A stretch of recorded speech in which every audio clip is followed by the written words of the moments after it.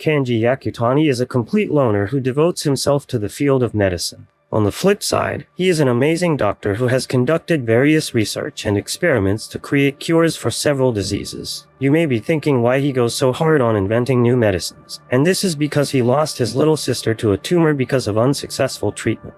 Due to this, Kanji overworked himself to death. Literally, he passed away at the age of 31, only to be given a second chance at life in another world. He wakes up in the body of a 10-year-old boy, and he has no choice but to fit into a new world where he now belongs as he gradually becomes a pharmacology god. It all began sometime in the 20th century, with a depressed professor named Kanji Yakutani who is in the Guinness Book of World Records as the fastest typer in the world, with a staggering speed of 350 words per minute. However, he doesn't care about this title, as the only thing he cares about is creating the most insane medicines. One day, his secretary enters his office to tell him that a pharmaceutical representative has arrived to take all the credit for his new research, because he doesn't have time to present it worldwide. As expected, he doesn't care about the recognition and tells his secretary to leave him alone. While working, he looks at the picture of him and his sister when they were children and realizes that he hasn't eaten anything for 48 hours. The following day, he continues his healthy no-food diet,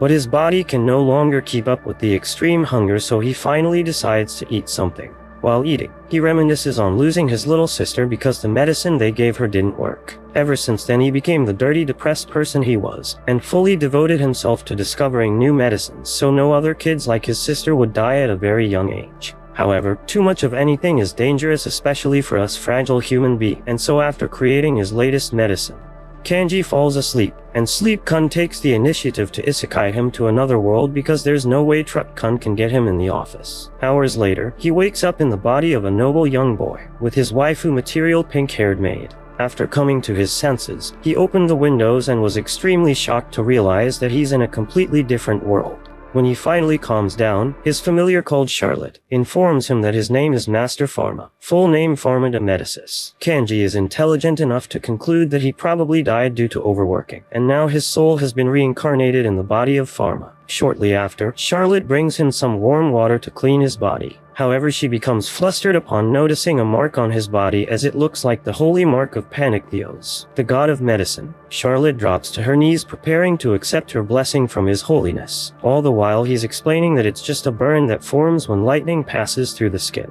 However, she is convinced that it's a sign that Panictheos protected him from the lightning. Moments later, Pharma asks Charlotte to tell him everything about his life. She reveals that the de Medicis family is a great aristocratic house of the Seine Fleuve Empire, a house of royal Pharmacians. She starts by taking him to their family gallery, where he sees the portraits of his family members, starting with his dad Bruno de Medicis, who is a noble nincompoop, followed by his mom Beatrice and his little sister Blanche. Master Bruno holds the rank of Archduke, a rank bestowed on nobles of particularly outstanding skill. Lastly, he's introduced to the portrait of his elder brother, Palais, who is currently studying overseas at the most prestigious college in the world of medicine.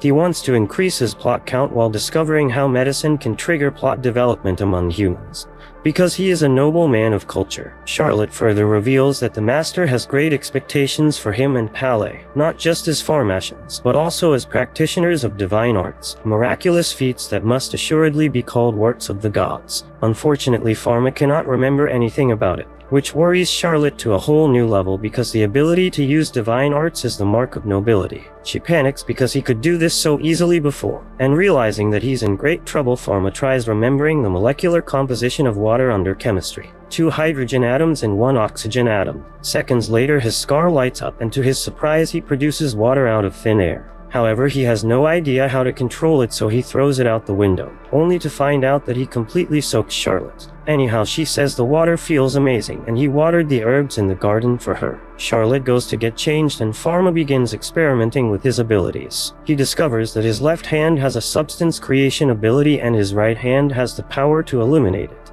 and he can only do this as long as he knows the chemical structure. In the library, he goes over knowledge he previously learned but forgot. Medical knowledge of Earth from centuries ago. Later, Pharma joins his family for dinner. Upon seeing how happy of a family they are, he felt like he fit right in and knew he was destined to live this life from that moment on. After eating, his father tests Pharma by asking him some questions as if he's in a science quiz bingo contest. The following day he continues his lessons with Eleanor, his plot-filled divine arts tutor. Eleanor immediately notes that something is off with Pharma and that he seems like a completely different person. His demeanor has changed and his adorable charm is gone. Pharma makes a recovery when he blames it on the lightning, saying that his memory has been fuzzy ever since that day. Eleanor says in that case they'll skip pharmacology and review the basics of divine arts. She starts off by explaining they each have a guardian deity. For him, his brother and father, it's Panictheos. Also there are 5 attributes of divine arts: fire, water, air, earth, and none. Pharma understands all of them apart from none. And Eleanor explains that it's a non-standard attribute. Technically it's part of the list but hasn't been seen for at least 300 years. Pharma then asks what someone who could create any substance would be, and she replies either a god or a monster. When it is time to practice, she is disappointed to see the little twerp doesn't even have his wand, a rod that amplifies divine power and controls divine arts. Now that she mentions it, he remembers there was one by his bed. However, for today Eleanor lends him hers. She tells him to face downstream and launch a spear of water, but the clueless Prodigy had no idea what she was talking about, so she shows him how it's done. When it is Pharma's turn, he accidentally harnesses an insanely strong water tornado which blows Eleanor away. And for the first time we see the potential of his abilities. Eleanor wonders how he managed to do such a thing, so she tests his power with her divine-ometer. To her surprise, Pharma breaks all the limits. Afterward, Eleanor sees the glowing mark on his shoulder and she immediately tells him to keep everything a secret, especially to his father. Moments later the two go back to the mansion, and while Eleanor is doing something funny with her hands, Pharma discovers that he can see someone's injuries as they flash in a blue kind of light. And when he identifies the cause of it correctly, the blue light flashes white. Shocked, Eleanor then determines that Pharma himself possesses Panictheos' divine eye. Unable to process that a human has this power, Eleanor starts freaking out. She also notices that Pharma has no shadow, making her even more scared, so she starts crying like a mad woman and runs toward the bushes. The following day, Pharma learns from Bruno that Eleanor has a high fever and she wants to quit teaching him. That said, his father asks him if it's something to do with him, which Pharma denies. Upon hearing that, his father orders him to deliver a letter and medicine to her. However, before delivering it to her, Pharma prepares the right medicine for a high fever because his father's medicine is nothing but a stupid energy drink. When Pharma arrives, Eleanor is wearing a metal warrior suit with a purple aura coming out of her body. She begs him to spare her life, but Pharma clarifies that he's only there because it was his father's order, and gives her the medicine and the instructions on how to use them. When she calms down, Pharma tells her that he wants to continue studying with her like everything is normal. Soon Eleanor returns to her senses and uses the medicine upon realizing that Panictheos is a benevolent god with no record of harming humans. Eleanor meets with Pharma the following day, but she still wears the armor for protection.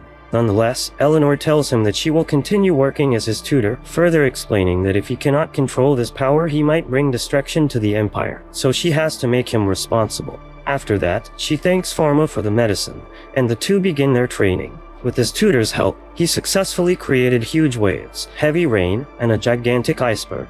The next day, Pharma uses his Panictheos' divine eye to diagnose the medical conditions of their servants. He began gathering the materials and tools needed to create medicines. First, he produces a sticky white liquid and puts it inside a beaker. Then, with the help of his magic, he proceeds to prepare the rest of the needed materials to complete the ointment. Soon after, Pharma gave the ointment to Charlotte and distributed the other medicines to the rest of their servants, making them cry. Charlotte explains to him that advanced medicine is not something that commoners like them can afford. And after hearing this, Pharma realizes that medication in their time is only something people with a higher social status can afford, which makes him feel sad. Later that afternoon, Pharma is still thinking of the sad reality of medicine availability in their time.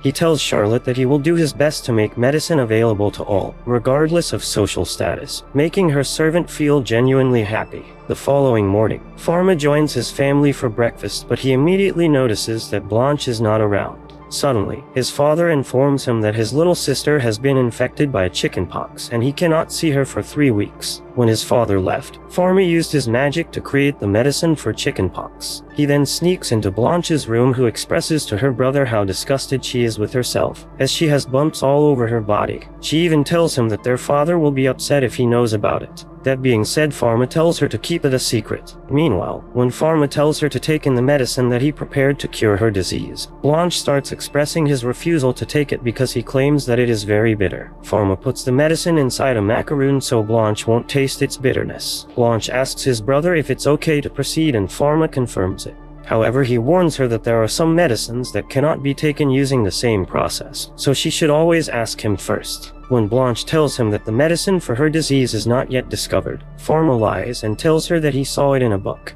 After that, Pharma stops his sister from scratching the chickenpox and he ends up talking about the virus. Moments later, Blanche tells Pharma that she likes how he changed into a sweet, loving brother. Her words remind Pharma about his younger sister in his previous life, making him cry. After a week, Blanche is completely healed and Bruno is surprised by how fast she has recovered. Before long, Pharma decided to create a Leeuwenhoek simple microscope. Suddenly, one of their servants interrupts and tells him that Bruno wants to meet him. It is then revealed they are summoned to check the health condition of the Empress. When Pharma asks his father why the Empress summoned them, he notices that his father has a severe cough, so he tries to diagnose his father's condition with his magical eye. However, his father talks to him before he can even do it. Upon arrival, they are welcomed by the head court physician named Claude. Apparently, the illness of Empress Elizabeth II is already in its worst state. Bruno didn't waste any time and entered the room where the finest doctors of his generation gathered around to cure the disease of the Empress. Bruno approaches the bed of the sick Empress, and that's the first time Pharma sees the face of their Empress. Immediately, Bruno orders Pharma to bring him the materials he needs. Bruno gets a small amount of the Empress's tomato juice for testing. After figuring it out using their magic, they have concluded that the Empress will soon be ice-sky by disease come. Bruno then calls Pharma to assist him in creating a treatment, which is basically just an anesthesia to alleviate the pain and suffering of the Empress. Pharma heard Claude summoning a priest, and he realizes that they were planning to do a ritual for euthanasia. Pharma uses his magical eye to diagnose the problem beyond the Empress's massive plot, and he figures out that she has tuberculosis, or what they call the White Death. Pharma realizes that he is in a very difficult situation to cure the Empress. With just one wrong move, Disease Kun will emerge victorious. While contemplating, an annoyingly loud crybaby named Prince Louis appears, who seems to think that his crying will help his mother, but is just causing even more brain damage. Pharma then musters up the courage and asks the Empress for her permission to heal her. Bruno and Claude are initially against the idea, however the Empress allows him to do so. Pharma didn't waste any time and locked himself away to invent the medicine, although his father stops him from proceeding. Bruno, being the smartest person in the palace, Bruno decided to intervene instead of letting him complete the medicine. Bruno tells him that the medicine doesn't exist, but Pharma insists it does and tells his father that he should also take it himself. Bruno then decides to fight him using his magic, but Pharma simply overpowers him. After seeing the notebook of Pharma and the mark of panic theos, Bruno starts to gradually understand things. That said, he allows him to continue creating the medicine. As he watches him do the medicine, Bruno wonders if he is really his son, and Pharma tells him that he considers himself that title. Soon after, Pharma enters the room of the Empress wearing a face mask and bringing the medicine, making the nobles feel suspicious of him. Firstly, he tried explaining the disease to the Empress by showing the sputum sample to the Empress using Leeuwenhoek's microscope. Dumbfounded to see creatures from it, the Empress then orders Claude to see it for himself. Claude is astonished to see it, even referring to the bacteria as bugs. The nobles' curiosity is triggered, so they demand to see it themselves. Pharma then explains to the Empress that her body is being infected by bacteria, lecturing them some stuff in microbiology. Not long after, Pharma proceeds to explain how the Empress should take the medicine, and he reveals that she has to take it for 6 months. Pharma then declares to everyone that he is putting his life at stake to ensure the Empress's safe and effective treatment, making Bruno secretly proud of him. Pharma drinks his own medicine first to show everyone that he means no harm to the Empress. Upon seeing his great resolve, the Empress decides to drink it too. Soon after, the nobles crowded Pharma to ask him about his Leeuwenhoek's microscope. When they start claiming that it is an amazing divine art, Pharma tells them that it's just a device that anyone can create. After that, the Empress looks at Bruno and smiles at him because he has raised a great child. While returning home, Bruno reminisces all of his memories with Pharma, realizing that he has not become a good father to him. When they arrived, he gave the same medicine to his father and told him that he could take it if he wanted. Bruno then tells him that if it's Panic Theos' will, then he should follow it. Pharma revealed to his father that while he has the knowledge to do various medicines, his acumen is still shallow and unrefined. Thus, he wants to continue learning from the experiences of his father, making Bruno feel genuinely happy. They then go back to their mansion where their family waits for them. For 3 months, Pharma and Bruno began to exchange knowledge and information about many diseases. He then learned from his father that a contingent from the College of Medicine was demanding to know the recipe for white death medicine. Pharma told his father that medicine could be done without the use of divine arts and he would make it available to the public very soon, which surprised him greatly. He even tells him that things as important as that should be known to everyone. On the other hand, Bruno warns Pharma that with his abilities and beliefs, some people will try to eliminate him. He even revealed to him that there is a talk in the palace that someone intentionally brought White Death to harm the Empress. However, Pharma disagreed with the idea since the probability of developing White Death from being exposed to an infected person is just 10%. Bruno wonders how he knows about that information. Pharma avoids the question by telling his father that he has an appointment with the Empress. When Pharma arrives at the palace, Noah tells him that the Empress is planning to give him a reward. However, he sees that Pharma is not that interested, so gets mad at him. Although he didn't stop interrogating Pharma about the future goal that he wants to achieve. Pharma revealed to him that he wanted to open a pharmacy that would cater both rich and poor, noble and commoner. Soon after, Pharma talks to the Empress about how the medicine helps her recover. The Empress then starts telling him her worries about being the Empress of the palace again. Luckily, Pharma's word helps her gain her confidence, and when Pharma bids her goodbye with his parting words, upon hearing those words, the Empress remembers the love of her life, so she is filled with joy again. Several months later, the Empress returned to the throne and she invited Bruno and Pharma to attend a special gathering. Moments later, Pharma is shocked to be in the presence of the noblest people in the palace. His father was granted several rewards from the Empress, while he was granted a royal badge. He is even rewarded by the Empress to have his own pharmacy in the royal capital.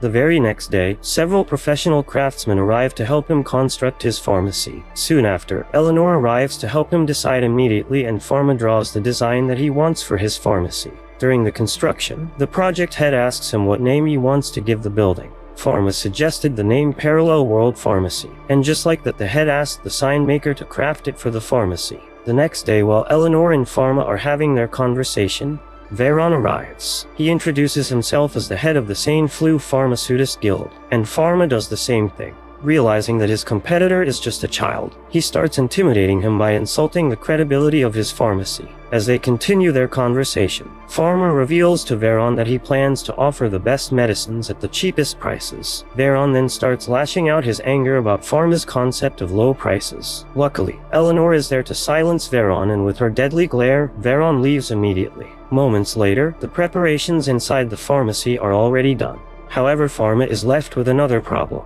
which is to find the right people who will help him run the business. Upon hearing this, Charlotte volunteers herself to be part of his employee. After seeing her willingness, Pharma allows her to be part of it, and Charlotte celebrates like he won the lottery. As soon as Pharma returns home, he notices their servants gather around to bid goodbye to Cedric, who just resigned from his job due to his feet condition. After knowing that Cedric wants to continue working if his knees get better, Pharma decides to heal and hire him. Pharma decides to ask his father's permission to hire Cedric for his pharmacy, which Bruno permits. On the other hand, his father has another surprise for him. Bruno asks Simon to bring out the chest of gold coins to Pharma, which he can use as capital to run his own business. Pharma is very happy with this, and he expresses his gratitude to his father. When the day of the grand opening arrives, Pharma shares the mission and vision of his pharmacy with the public. Little did he know, while he was delivering his opening speech, his family was hiding in a carriage, secretly watching him. And just like that, he officially opened the Parallel World Pharmacy. 1 month had passed, and things were not happening as Pharma expected them to be. Eleanor explains that he should expect it to happen because commoners are used to buying medicines from long-standing shops. On the other hand, the nobles simply call for a physician whenever they need one. While Pharma, Eleanor, and Cedric discuss the strategy that they can do to run the pharmacy effectively, Charlotte arrives with the results from 100 people in the capital, proving to all of them that despite her poor status, her mind is as brilliant as the nobles. And just like that, Charlotte reveals to them the impressions of the commoners. It turns out that they are scared of the imperial seal. They are too weary of how to deal with nobles. They are intimidated by the guards, they don't trust a child proprietor, and they think prices are too high. After that, they all brainstorm and try to plan solutions to the problems. Moments later, a geezer arrives to buy a candy that contains vitamin C apparently. He is the first regular customer of their pharmacy. but behind his old, ugly, disgusting image, he seems to be hiding something deep inside. Not long after, two masked individuals arrived at the parallel world pharmacy. Pharma is not stupid enough not to notice that they are his parents in disguise. And just like that, Pharma happily welcomes them to his shop, and he even gives them a detailed tour of his pharmacy. When Bruno asks him about the traffic in his pharmacy, Pharma gets very uncomfortable because he is not doing well in that aspect. After learning about his current situation, Beatrice suggests a strategy that she learned from TikTok, which is making some impression on the public by selling cheap cosmetics. Bruno does not completely agree with Beatrice's suggestion, so he warns Pharma about the downsides of using cosmetics. Out of nowhere, Pharma's parents suddenly flirt with each other. Their petty talk was interrupted when a blonde butler started calling for an emergency. When Pharma goes to the carriage, they are shocked to see that he is just a child. However, they all shut their mouth after seeing his royal badge. Soon after, Pharma figures out that the sudden collapse of the noble lady named Chloe is due to her extreme tomato juice extraction. It turns out that she has been absorbed too much in the K-pop beauty standards that she wants to look pale, white, and younger even if she has to undergo unsafe procedures. When Pharma realizes that her desire will lead to her demise, he decides to create healthy cosmetics for her. When Pharma concocted the perfect cosmetics, he tried them on himself, making him look like an underage geisha. He then explains why his cosmetics are better than the toxic-containing cosmetics in the current market. 1 week passed, and Chloe returned to the parallel world pharmacy to get his cosmetics. Pharma then starts lecturing about ultraviolet rays from the sun, kind of stuff that no one really cares about. Nonetheless, Chloe became very happy that she didn't have to have her tomato juice extracted again. The next day, the pharmacy officially starts selling cosmetics along with the greatest crypto rug pull scam strategy that they learned from Andrew Tate. Apparently, this makes all women go crazy because they all desire to experience the same white sticky liquid of Pharma. One day, Chloe returns to the pharmacy along with her friends but gets upset because the cosmetics are already sold out. She then learns from Pharma that he has a problem with the production since they have to cater to several customers. Realizing that situation, Chloe offers to branch out his cosmetic business under his care, to which Pharma agrees. When Pharma visited the cosmetics store,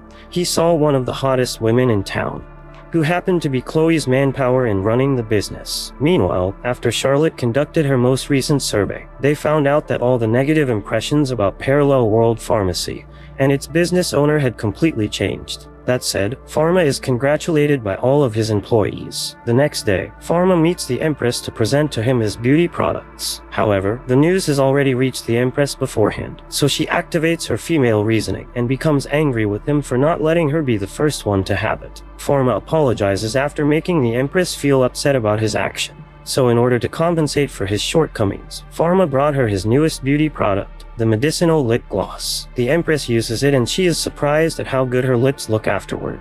On a serious note, Pharma thanks the Empress for releasing an order to eradicate all the toxic-containing cosmetics in the market. However, the Empress told him that for making such a move led to many businesses filing for bankruptcy. Hearing that, Pharma tells her that he will share the ingredients of his product so the business owners can continue doing their cosmetic business. However, the concern doesn't end there, as the Empress commands him to raise the prices of his products. Upon hearing this, Pharma is shocked. However, when he hears the explanation from the Empress, he realizes how much damage he is giving the wealthy and the nobles just because he wants to favor the poor, so Pharma happily agrees with the advice of the Empress. Several days later, Pharma and his family went to the seaside of their country. Bruno has to do his personal visit to check if the management of the Empire's territory is under good control. When they are disclosing some important details of the Empire's economy, Bruno tells Pharma to find other things to do. He goes to the seaside to meet Blanche and Charlotte, who are creating a sand castle. Suddenly, Blanche asked his brother's permission to go to the seawater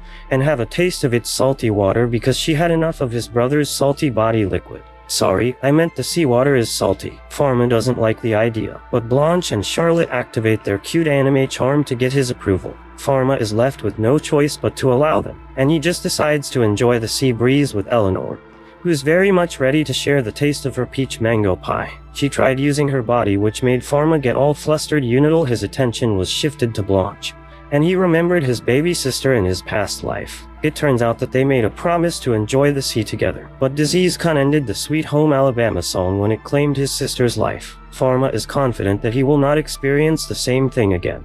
But Sikun wants to steal the show by taking away his current baby sister and giving him a deja vu experience. Charlotte wants to save her, but she knows how useless and pathetic she is, so she decides to spam the shout button instead. Pharma quickly dives into the sea to save his sister, but the Sikun is prepared to give him a hard time. Fortunately, his godly powers activated, and he created a manhole in the middle of the sea. Seeing this, Eleanor is completely shocked because she witnesses something that humans cannot do. When they return to the shore, Blanche spams the cry button, and Eleanor continues her explanation with some magical attribute nonsense that no one cares about. Pharma noticed the scared Charlotte, and he felt bad about it. On the other hand, Eleanor commends him for his great power and for saving Blanche. Moments later, Pharma is still worried about what happened. Charlotte notices it, and he tries talking to him. Then, Pharma learned that Charlotte was not really scared of him because in reality, she felt extremely bad for putting Blanche's life in danger. After that, Charlotte kneels down and tells Pharma that to pay for her mistake, she will allow him to use her any way he likes. However, Pharma tells her that he cannot handle her salty skirt that smells like anime convention.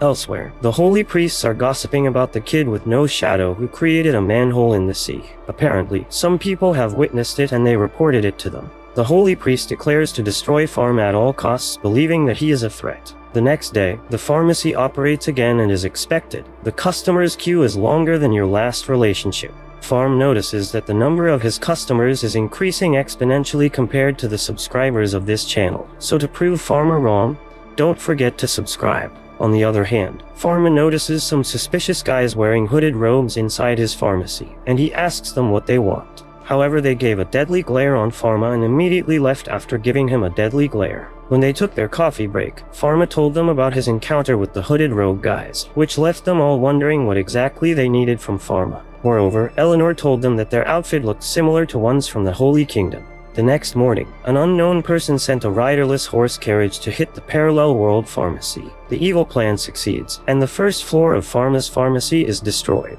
When the news reaches Bruno, he gets extremely mad, while Pharma seems sad and disappointed. Daddy Dearest asks Pharma if he has any suspects in his mind, but Pharma doesn't want to jump to a conclusion. Bruno reminded his son always to be vigilant as the enemies were willing to resort to anything just to take him down.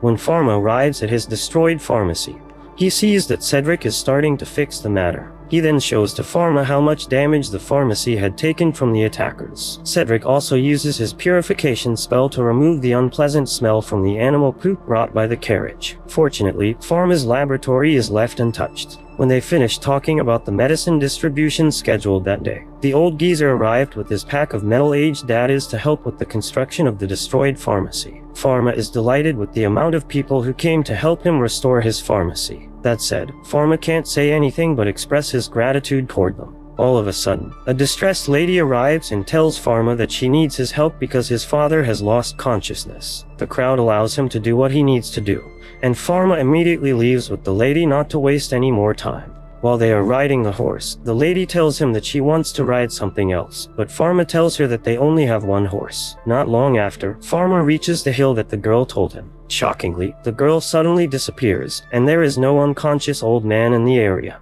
All of a sudden, Pharma finds himself surrounded by suspicious people wearing white robes. Pharma remembers what Eleanor told him about the people wearing white robes. He learned that they were from the Temple or Holy Kingdom. They are prominent individuals in society because have the role of ascertaining newborn children to their guardian deities and making them able to use divine arts. Not only that, they are also the ones choosing who will be the ruler of a country. This only means that the authority of the temple is higher than that of the state. Moreover, Eleanor tells him that if they want to go against the Empress, they can simply do it with no trouble. After that, Eleanor informs him about the Office of Inquisition from the temple. It is an organization that eliminates evil spirits and heretics using divine arts for injustice. However, Eleanor tells him not to worry so much about it. Back to the present time. Pharma is in the presence of Solomon, the Grand Temple Inquisitor, and his minions. Solomon then asks him directly if he is the child with no shadow, as if he cannot see it with his naked eyes. Suddenly, this bunch of grown-ups start intimidating and ganging up a child, forcing him to admit that he is an evil spirit. After that, they ask Pharma to surrender by moving backward, and just as expected, it was a trap. On the other hand, Pharma easily breaks the restraining spell, which shocks them all. Salomon's minions decide to steal the show, and they blast him with fire and ice. However, Pharma simply nullifies their attacks. Upon witnessing that possesses multiple elemental attributes, Solomon orders his minions to end his very existence. Several elemental attacks are cast toward Pharma. To their surprise, Pharma encased himself with thick ice crystals. Pharma then unleashes a strong force from his inner power, and before the enemies can cast a barrier, Pharma blasts it to all of them. Salomon's horse went wild, making him fall to the ground. They then see Pharma is ready to cast a powerful spell against them for the second time if they wouldn't stop attacking him. Salomon, on the other hand, saw the mark of panic theos on Pharma's shoulders. At that moment, Salomon realizes that Pharma is the reincarnation of panic theos. After that, they all kneel down before him and ask for their punishment. Salomon is ready to ice guy himself to a new world, but Pharma stops him from doing so. Pharma then uses his magical eye and finds out that he gets a severe fracture, which might cost him his life. Although he doubts himself if he can do the operation, he cannot let him die, so he decides to continue. Not long after, Pharma comes out and tells them that Salomon's condition is already stable. Several months later, Salomon, who has become the newest bishop, visits the parallel world pharmacy. He even brought a box of expensive sweets that made the two girls extremely excited. He then apologizes for the trouble he gave him in the past. It is also revealed that Salomon did his best to rank up in the Holy Kingdom to be able to serve Pharma even better. After that, he reveals that he had taken care of all the reports about a child with no shadows. Moreover, he brought Pharma more presents from the Holy Kingdom. Moments later, Salomon gave Pharma one of the holy treasures of the temple, which is a magical wand called Fanek Rabos. Upon picking it up, the wand glows magnificently, which means it acknowledges its owner. Moreover, no one else can wield it, for it can only be held by its true master. Soon after, Pharma tried floating by riding it, and just like that he successfully did. Pharma expresses his gratitude towards Salomon. Before Salomon left, he gave Pharma a talisman that suppressed his divine power, which meant he could have a shadow again. Pharma is much overjoyed after receiving the talisman than when he received the wand. He then explains to Salomon that he's been wanting to walk under the sun like normal people, but he is afraid that they might fear him because they cannot understand the reason why he doesn't have a shadow. Moments later, Blanche wants to buy some huge melons because he wants to be like Eleanor. However, Charlotte tells her that it will take time before her plots will grow as big as melons. Along the way, Pharma passed through a local pharmacy, and they are talking crap about the parallel world pharmacy. Pharma then learns that the local pharmacies are restricted by the guild. When they returned to the pharmacy, Pharma expressed his desire to establish a separate guild. Pharma explains that if he successfully establishes a new guild, he can have local pharmacies sell his medicines. Eleanor is a bit worried that no local pharmacies might join a newly established guild. However, Pharma is dedicated to making it happen, so he asks Cedric to prepare the needed documents. Pharma learns from his past mistakes, and he doesn't want to overwork himself again. That said, Eleanor tells him that he sounds like a 40-year-old man. Elsewhere, the local pharmacist, named Pierre, is getting frustrated as her daughter is not healing with the use of his self-made medicine. Sometime earlier, the only existing guild in the capital is having a general meeting, as Veron talks about how parallel world pharmacy ruins their business. They talk about how cheap and effective Pharma's medicines are, but Veron claims that they have hidden agendas behind them. Veron cannot stand the idea that the parallel world pharmacy is supported by the Archduke and the Empress. It is then revealed that Veron is the person behind the carriage incident. Veron then forbids all guild members from having contact with parallel world pharmacy. Veron even threatens them that whoever goes against his orders will be removed from the guild, and he will also remove their business permits. They cannot do anything but reluctantly agree to everything he says. Back at the present time, Pierre brings his daughter to the nearest clinic, but unfortunately it is closed. Pharma saw him, and he asked him if his daughter suddenly fell ill. Pierre is aware that Veron's eyes are everywhere, so he is hesitant to talk to Pharma. However, Pierre no longer cares about Veron's anger at that moment because all he wants is to have her daughter healed from her illness. He agreed to get some help from Pharma himself, so Charlotte immediately returned to the pharmacy to prepare the clinic. Along the way, Pierre saw the long queue of people outside the parallel world pharmacy. Then, he follows Pharma, who passes through the back gate. However, this made Pierre feel sad because he thought that people of his social standing were treated that way. Upon entering, Pierre is dumbfounded by what he saw. He has never seen a clinic that is as advanced as Pharma's. Soon after, Pharma asks him to lay her daughter on the bed and wear a mask. At that moment, Pierre realizes that he's wrong about the social standing situation. It turns out that Pharma only uses the back door to avoid spreading the illness to her daughter. Moments later, Pharma starts his diagnosis interview, and he proceeds with the standard checkup protocols. He even asks for Mary's weight to know the right dosage that he will prescribe her. Lastly, Pharma uses his magical eye to confirm his diagnosis, and just like that, Pharma successfully diagnoses that his daughter has a severe cold. Pierre could not believe that it was just a severe cold, so Pharma explained that it was due to a virus called influenza. Once again, Pharma forgets that he is no longer in his previous world, and he keeps on talking some virus crap that no one understands. However, when he saw that the two got scared of him, he tried to play it cool and explained it using simple words. Then, he administered the right medicine to Pierre's daughter. When night arrives, Pierre returns home along with her daughter. Pierre can't help but feel insecure at how big the difference is between Pharma's skills and his. Seeing him feeling down, his wife tries her best to comfort him, but the two of them end up crying.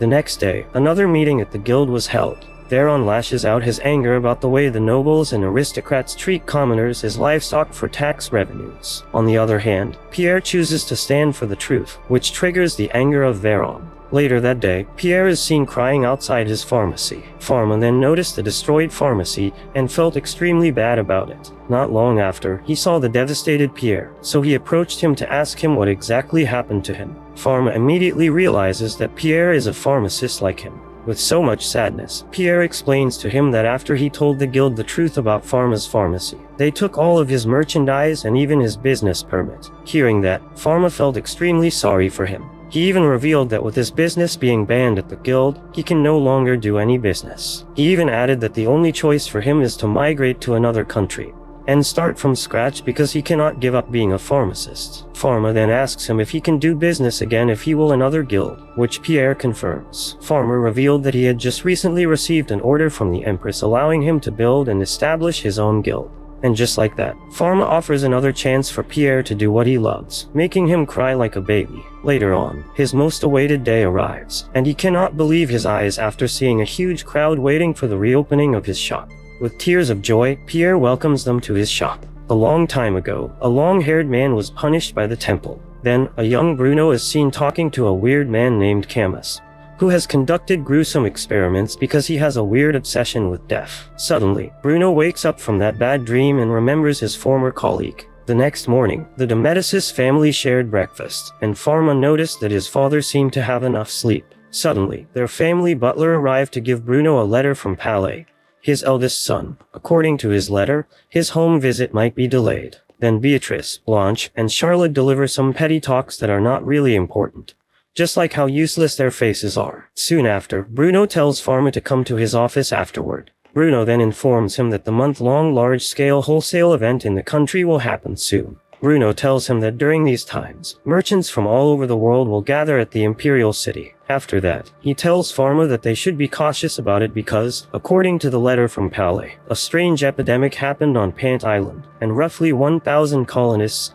had been wiped out. As they continue their conversation, Bruno informs him that the top researchers in the medical field who study the disease have died, which means the disease is contagious. Luckily, the epidemic has ended, but the ships from the infected island will arrive at the upcoming event in the royal capital. Pharma asks his father if there are still existing samples of the infected bodies, but Bruno tells him that everything is incinerated. According to Palais' letter, the progress of the disease is clearly not normal. The infected ones have shown similar symptoms, and they eventually fell into coma. Based on the indicated symptoms, Pharma has an idea of what exactly the disease is. He orders his father to ask Palais to send him the sketch of what they have seen under the microscope.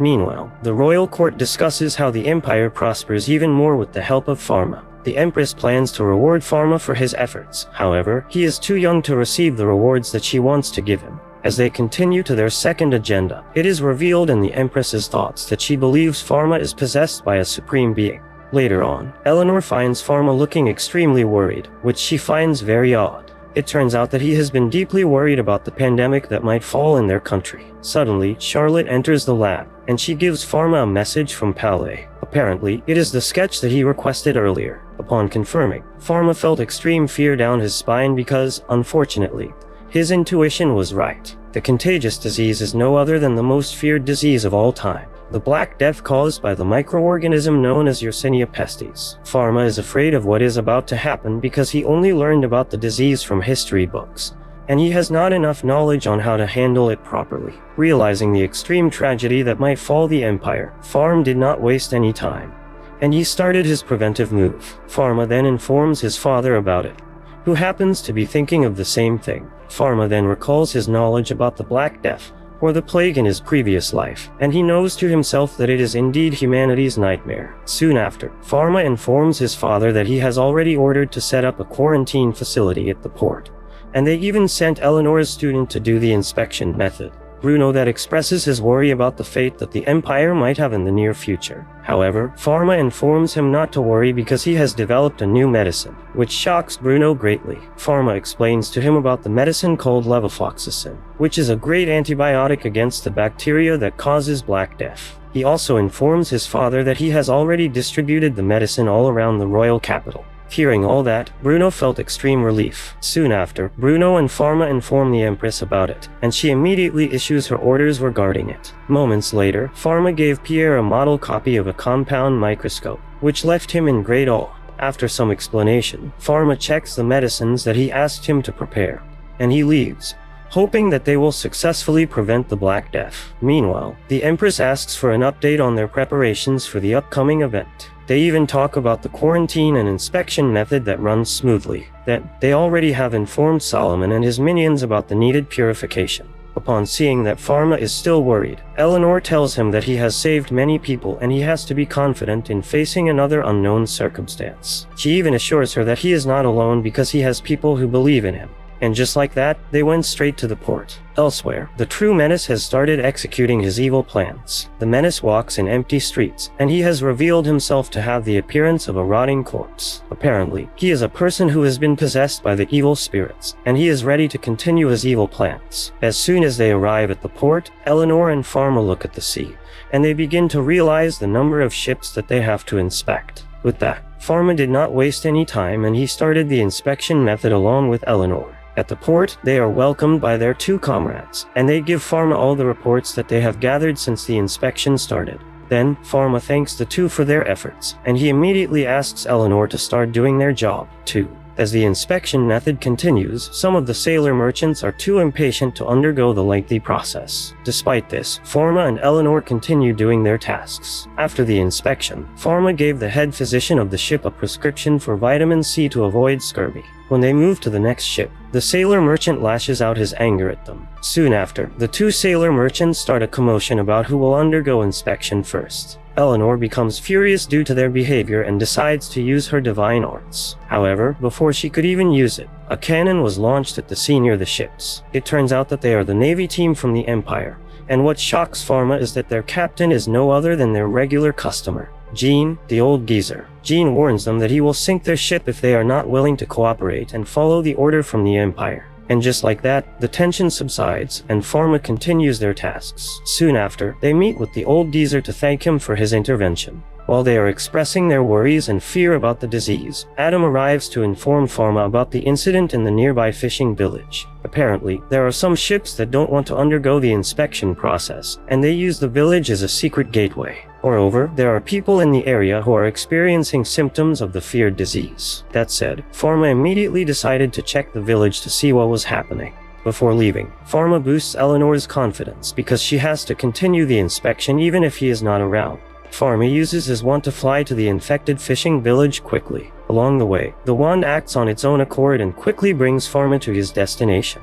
Upon arrival, Pharma saw that the villagers were exiting the village. With a full understanding of contagious diseases, Pharma stops them from exiting the village. However, the villagers don't want to follow his orders. Their fear has overcome their way of thinking, and they start suspecting Pharma as an evil spirit. That said, they prepared to hurt him with various stuff, but Pharma has had enough of their crap, and he used his power to enclose the whole village with a thick layer of ice. The villagers are left dumbfounded after witnessing his power. When they shut their ugly, disgusting mouth, Pharma explains to them that he comes to save them. He then shows his royal badge, and he successfully manages to calm them down. Soon after, Pharma talks to the leaders of the village to show his plan. Apparently, he wants to segregate the people of the village based on the severity of the cases. He further explains that the precaution will be used for him to know the ones who need to be treated first, and those who don't need treatment at all. Elsewhere, the Royal Navy saw an approaching ship.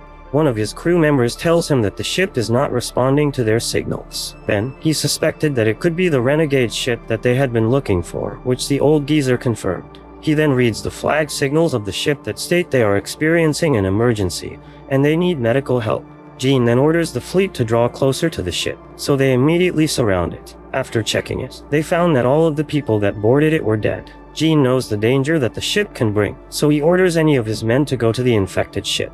Instead, he uses his common sense and immediate critical judgment, and he orders his men to sink the ship under the sea. Back at the fishing village, Pharma manages to handle the situation, and the people thank him for his immediate emergency response. It turns out that he has already distributed the medicine that will help people fight the Black Death. Then, it was time for him to go to the place where people infected with Black Death were. Pharma tells the village pharmacist that he will handle it alone, but one of them insists on helping him. Pharma then explains that it's better for him to stay, and he goes straight to the isolated hospital. As the news about the Black Death in the royal capital starts breaking, an old woman named Professor Casper asks them if there is something that she can help with. However, the man ignored her offer because she would be retiring from medical school the following year, and her lab would be closed soon. One of Professor Casper's apprentices says that the way they treated her is extremely improper. However, Professor Casper tells her that it is just okay because her specialty with microorganisms cannot help in creating medicines. Soon after, another lady arrives and informs her that the president summons her. Meanwhile, Pharma enters the hospital,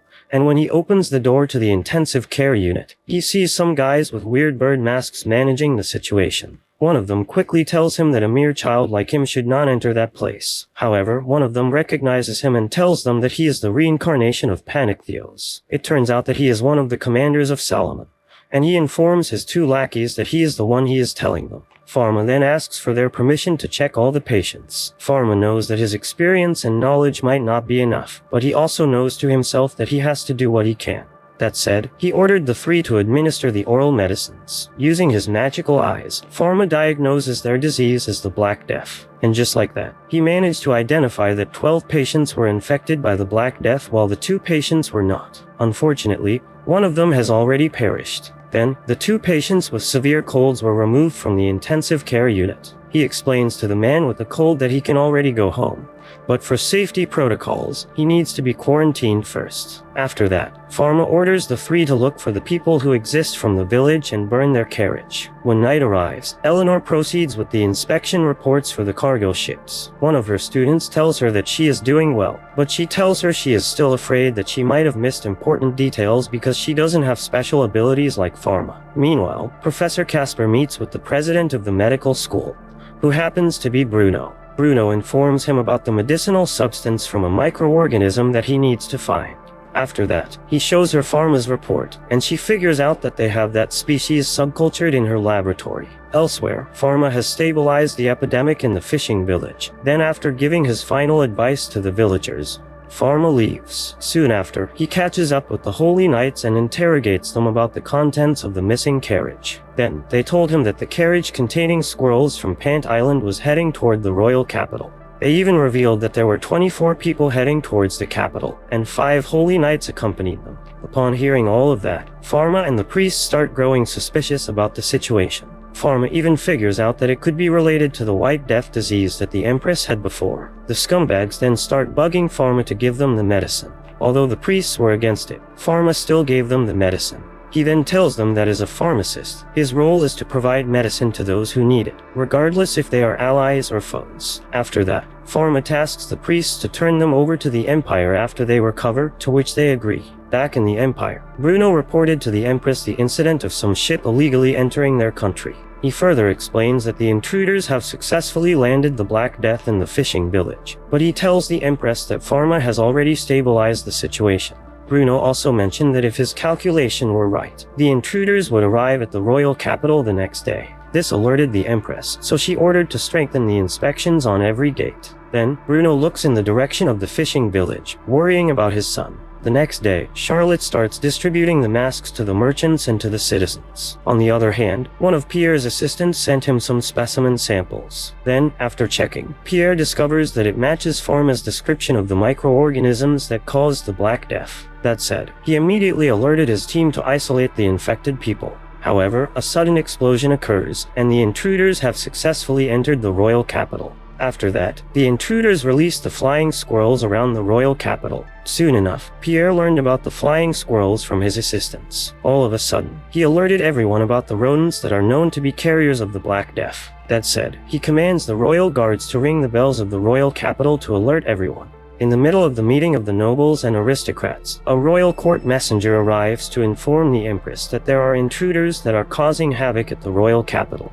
She then immediately asks for the count of the intruders, and she is disappointed that the royal guards cannot seize 5 people. Bruno butts in and informs the empress that the involvement of Netherlands should be considered an intentional infection mission, which shocks the empress greatly. The empress wonders why on earth Netherlands is doing such stuff to the empire, considering they have a long-term good relationship.